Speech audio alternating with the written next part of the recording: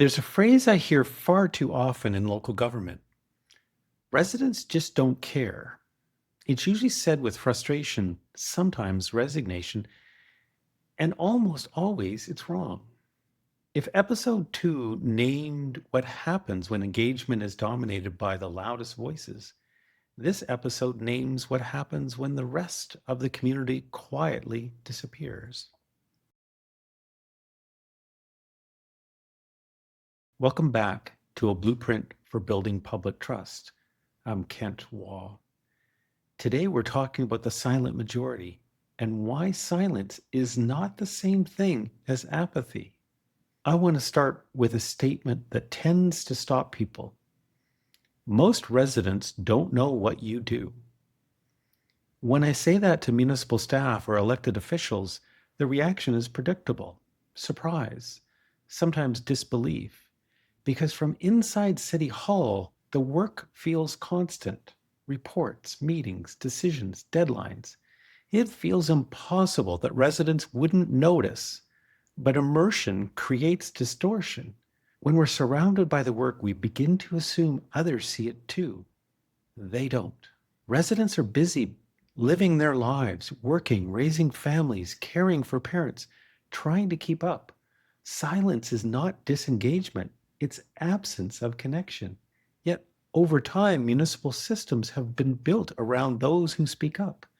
The vocal minority, because they're visible, because they're present, because they're loud. And slowly, without intending to, we design for them. This is the quiet counterpart to what we explored in episode 2. Not hijacked engagement, but unattended engagement. Here's what happens when systems revolve around the loudest voices. Staff start believing those voices represent the whole. Councils hear the same names and perspectives repeatedly, and the quiet majority learns something important.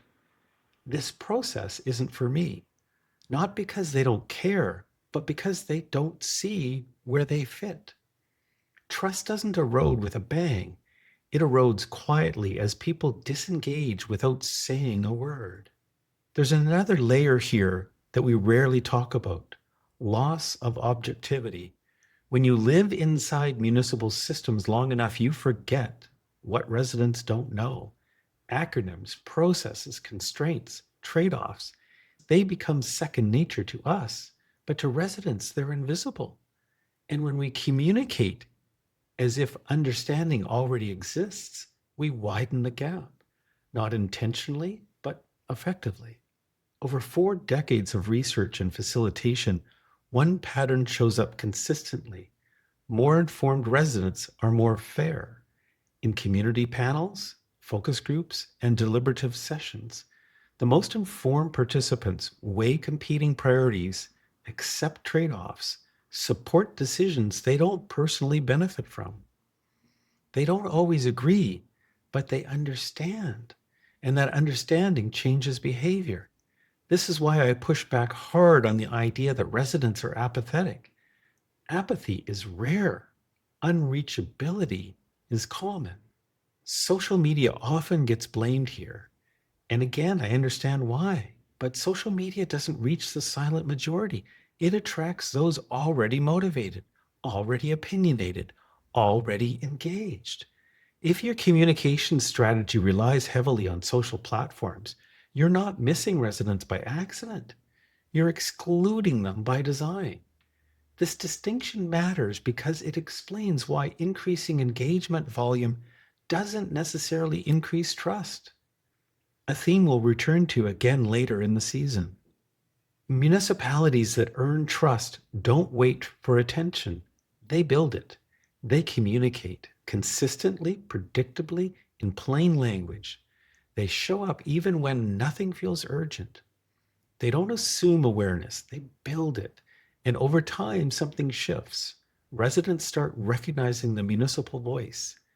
They know what to expect. They stop being surprised. And surprise is the enemy of trust. Here's one of the most powerful things I've witnessed. When residents are informed, they don't just participate, they defend. They correct misinformation in community forums. They calm heated conversations. They remind others of context and trade offs. That doesn't happen because they were persuaded, it happens because they were respected. Trust turns residents into stabilizers, not cheerleaders. If the silent majority remains unreached, the vocal minority will continue to dominate, not because they're wrong, but because they're present.